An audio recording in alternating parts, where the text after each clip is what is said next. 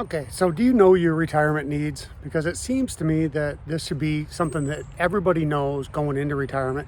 And maybe you just haven't planned that far ahead yet to know what your actual needs are. And I thought I'd make this easier for me and for you. So I broke this down into what I consider essentials. So let's just start with the first one, and that's housing, right? So whether you own your home or you're going to rent, you need to know what your housing costs are going to be.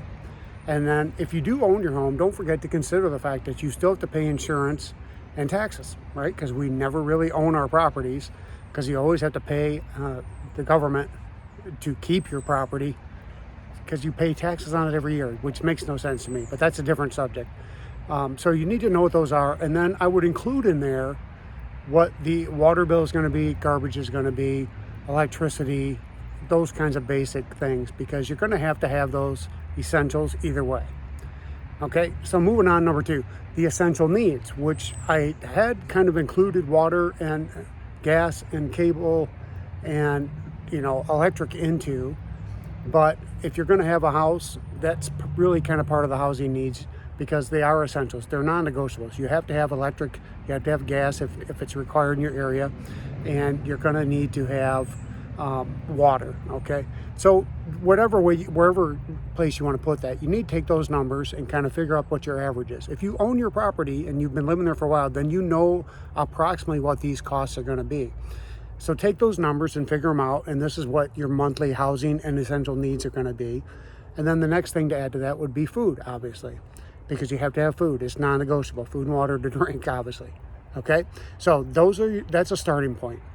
The next thing that I would add on to that would be non-essential items, but possibly essential for you. Do you have a car? Do you need a car? Maybe you live in a walkable community. Maybe you use public transit. Maybe you're just going to use ride shares and not own a car to save expenses. And that's perfectly legit. But if you do own the car or have a car, do you have a payment? What's that payment going to be? If you don't, then what's the insurance going to cost? Because you've got to have insurance. I don't care if you own the car or not. It's still required by all states. I'm pretty sure it's a law. I know there's lots of people that don't have it, which is why they zing us for having uninsured motorist insurance on our own insurance. In case somebody doesn't have insurance, you can at least get your car fixed. But that's something you're going to need to have if you need a car.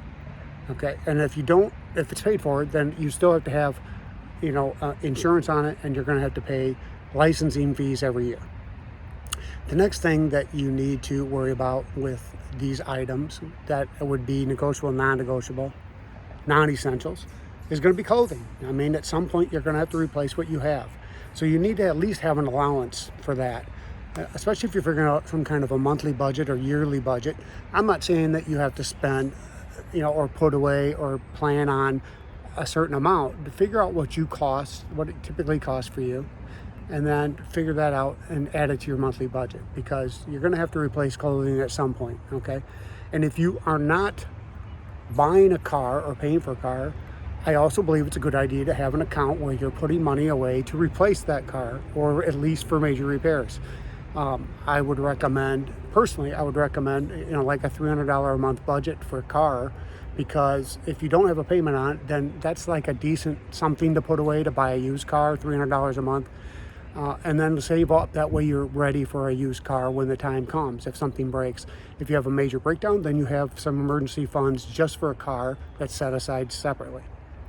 All right, the big one for retirees especially is healthcare. You need to know what your premiums are going to be. If you are going to be able to get Medicaid and Medicare at 65, what your state's required expenses are going to be for Medicare and Medicaid, because the Part A's, B's, and C's, all those things change depending on what state you're in. So do some research and figure out what that's going to be for you, so that you have an idea what it's going to be. Along with that, what's your prescriptions going to cost? Are they monthly? Are they a 90-day supply? I know with my current insurance program I have through work, is that everything that can be 90 days is 90 days, period. They won't do month to month anymore, because they know they get a better deal, especially if you're doing generics. I mean, most of my meds are free because of that, or I have very low copays. But my good meds that I get for my heart, I'm on a program where I pay a $10 monthly copay. Actually, 90-day copay for those until my exemption or my deal runs out that I get from the manufacturer specific for my heart condition pills. The next thing you need to know is what else is covered in your state as far as dental, eyewear, eye care, those kinds of things that are not typically covered under some of these programs. So make sure you have an idea what that's going to cost. Now you take all those things and kind of roll them together, and that's how you come up with your essential budget. This is what your needs are for retirement, at least to cover your butt, right? Housing, food and clothing, transportation if needed, and if not, what it's going to cost you to do rideshare or use public transit when you do need to. Now, next thing you need to consider is having a fully funded emergency fund. I would recommend 4 to 6 months of all of those expenses rolled into one. So if it's your monthly expenses are $3,500 a month and you need at least 4 months of that, which is we're looking at what, $15,000, 6 months would be better, because the more you have set aside for these emergencies, the better off you're going to be. And especially if you own your home and you're still taking care of it, even if it's paid for, you need to have money to cover, broken air conditioning or heat pumps or whatever things may go out on a house. We know that maintenance is one of the biggest expenses that hit homeowners that they aren't prepared for, right? And if you get a major repair and you don't have the money, that's going to set you back. So you need to be ready for that. So once you kind of have that all set aside, I would think the next thing you need to do now is look at what's my disposable income? What do I have left to enjoy my life with? What do I have left to travel or to do hobbies or to go to state fairs or to, in Florida, again, we've talked about before, we have annual passes for the theme parks that we enjoy. Those are expenses I plan for so that when they come around, I pay up front and it's done. I don't have monthly installments, even though I could do that for free if I wanted.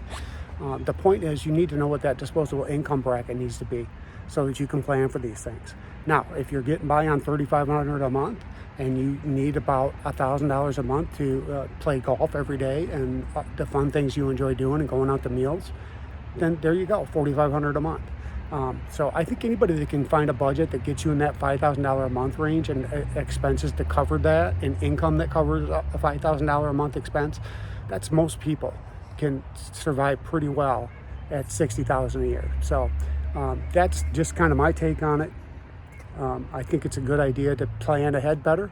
And the biggest part of that planning is knowing what your actual retirement needs are going to be and what you need to be put away for. And then it's easier to plan your finances knowing how long your money will last, because that's the next biggest question everybody has is how long is my $500,000 401k plan going to last? And you'd have no idea if you don't know what your expenses are going to be and you know your plan, okay? Anyway, that's all I got for today. Thanks for watching. We'll see you next time.